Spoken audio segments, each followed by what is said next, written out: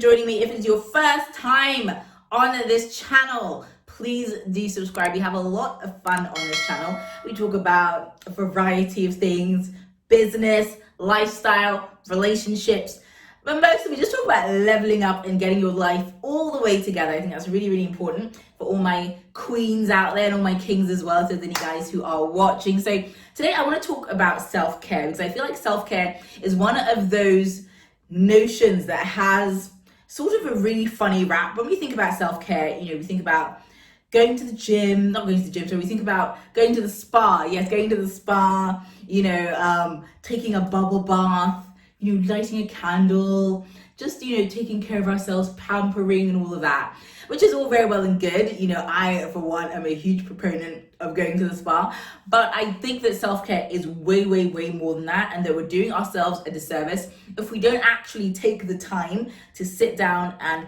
work on ourselves. Now, for me, self-care is something that's very holistic. It's taking care of yourself mentally, physically, spiritually. It's, going to the gym. We don't always want to go to the gym. We don't always want to, even if it's just working out at home. I know we're in the pandemic period where everyone may not be comfortable with going to the gym, but whether it's working out at home, eating healthier, and also being mindful of your goals and what you want to achieve. If there's things that you have in mind that you want to achieve, self-care is prioritizing those things, writing them down, having an accountability partner, a friend who is just going to be like, have you started, or what's going on, or what is going on with that business idea, with that hobby, with that passion? Are you looking into it? Are you making moves towards it? And I think it also applies to our finances, and I think it's something that us ladies don't always want to think about. The self-care is actually also linked to your finances. Do you have savings? Do you have a rainy day fund? And sometimes I think we don't do these things because they seem larger than life. They seem really complicated. But I found that a lot of things that seem larger than life and complicated, when you take the time to sit down and to research into them and to talk to others who have a wealth of knowledge about them, you realize that you were just putting them off for no reason. It was just the idea of it that seems so big and scary. But when you actually sit down and break it down into bite-sized chunks, you find out that it's actually not really a big deal. This happens to me all of the time. I'm always super intimidated by things. Then when I finally start, I'm like, was that it? That's super simple, not a big deal at all. And I think, when it comes to finances and savings, one thing you can do is to automate your savings. So every month you can use an app.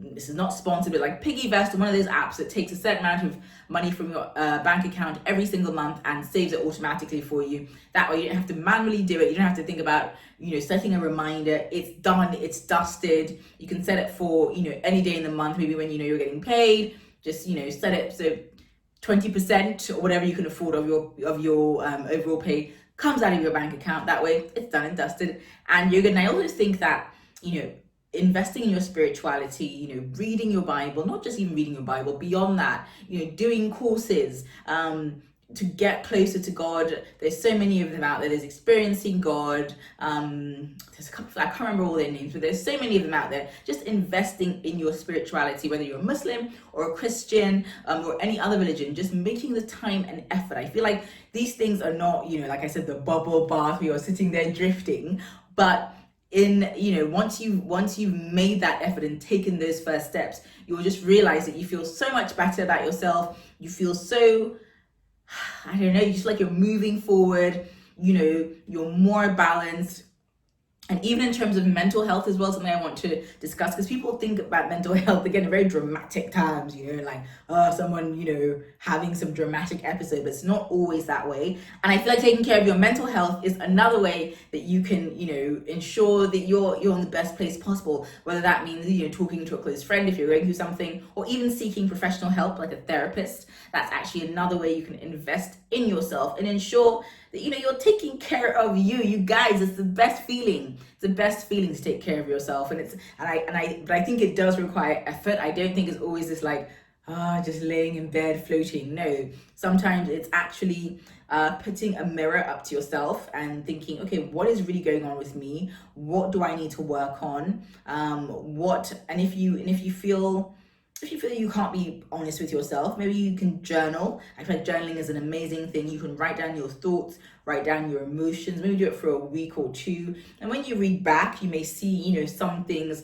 that you would like to address, and then you can figure out how you can take the steps to addressing those things. So those are my thoughts on self-care. I mean, I love a good spa day, trust me. I love a good bubble bath, but I think that if we're going to really be progressive about ourselves, about our goals, about our intentions, about our experience, then we have to sort of take ownership of it in a very loving, kind, and caring way. And to me, that's what self-care is. It's just confronting your own stuff. You know what I mean? I feel like we all have stuff. So you confront your stuff and lovingly, work on it, whether that's, like I said, physically, emotionally, financially, spiritually, in terms of relationships, whatever it is.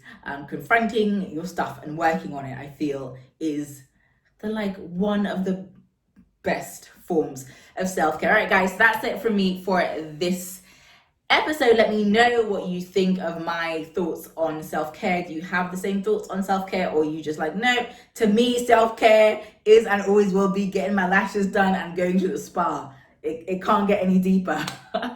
Anyway, all jokes aside, do let me know what you think in the comments, and I will see you next time.